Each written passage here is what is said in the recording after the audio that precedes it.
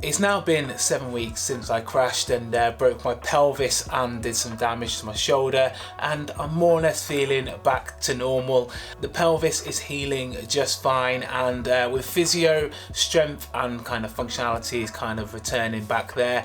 And yeah, last week I did my first crit race and got my first top 10 of the year, which was brilliant. And tonight I've got the first round of the Yorkshire Summer CX series. So yeah, it hasn't really held me back much, and yeah, I'm pretty much going to make a full recovery. So yeah, thanks to everyone that has got in touch with me over the last few weeks to kind of like ask how I was doing.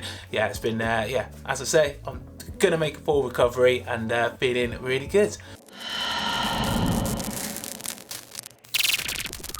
It's been a while since I've touched the gravel bike. Pulled it out last night to check it over to make sure it's working for tonight's race, and the front tyre was a little bit flat. So yeah, I pumped it up overnight, but as you can see, yeah, that's not gonna get me around, is it? So yeah, I think I'm gonna have to redo the tubeless tape and see if I can put some more sealant in, and fingers crossed that should do it. But unfortunately, I've not got any tubeless tape left, and I cannot be bothered to head out. So I think I've got a little bit of a hack that hopefully, fingers crossed, will see me through.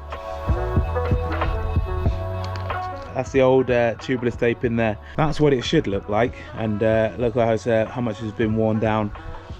So yeah, probably the reason why it's not working and not holding pressure like it should do.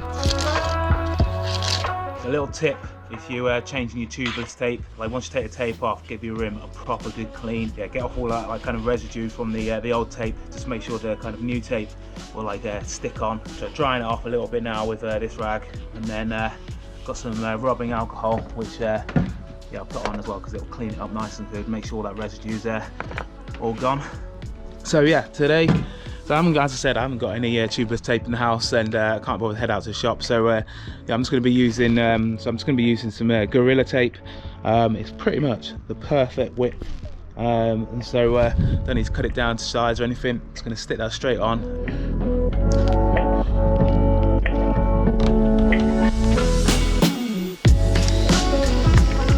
Job's a good one. I'm going to leave that now for a couple of hours, and then hopefully when I come back to it, it should hopefully still have pressure in it and be all sealed up and ready to go for tonight. Back at the scene of the crash 7 weeks ago, but yeah, this time not on the crit circuit. As you see, they've taped out it looks like quite a technical course on the inside of on the grass around the course. Just going to get signed on, get a number on, do a practice of the course, and then 40-minute race.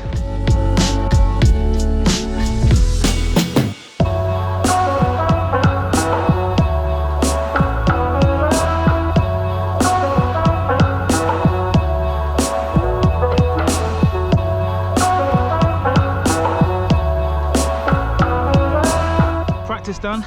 It's a very twisty course, very grassy. Well, it's completely on grass apart from one stretch of cobble, well, fake cobbles, which I actually quite enjoyed on this bike. I wish there was more of that and less of the grass. Yeah, lots of off-camber stuff which is just going to get blown out completely, and then a few kind of ups and downs and stuff.